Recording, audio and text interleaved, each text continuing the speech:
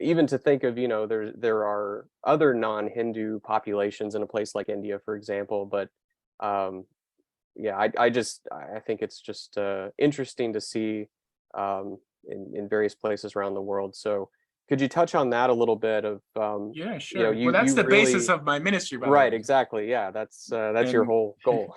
Yeah. and I know it sounds cringy to use the word ministry, but I don't know what other word to use in terms of some sort of religious organization that exists with a purpose, a religious purpose. I guess Israel's called it Namutah. Okay, fine. So I believe in proselytizing. I'm a convert myself. I think the world would be better if religious people preached what they practice. Most Jews say that this is for me and that's for you. And if you don't impact the world is going to impact you essentially. So it's a numbers game. And then I found out very early in my walk in Judaism that there's nothing in actual Jewish law that prohibits it. Absolutely nothing.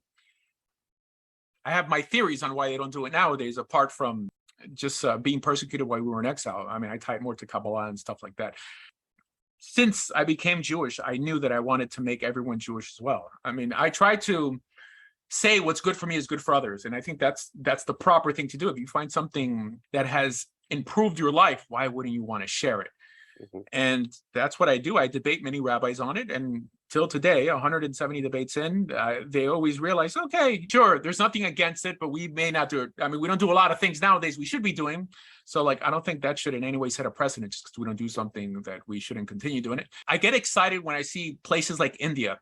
The average Indian is very spiritually connected. But I feel that if I'm able to win India to Judaism, just India alone, assuming I would get 5% of the population, I'd have more Jews in India than in Israel.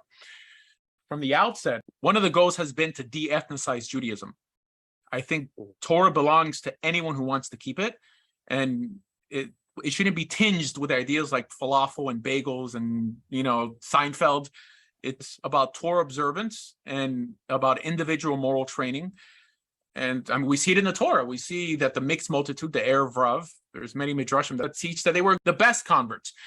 But that's a sign that there is a universalistic understanding to the Torah, that God may have had a promise with Abraham, but that doesn't mean that it was going to end with the Hebrews. No, that was going to be a platform, right? He was going to use them to essentially be a light to the nations. That's what the Torah says. That the people would inquire and say, because of the keeping of these commandments, and say, what a wise and discerning people, i.e., that we should join them.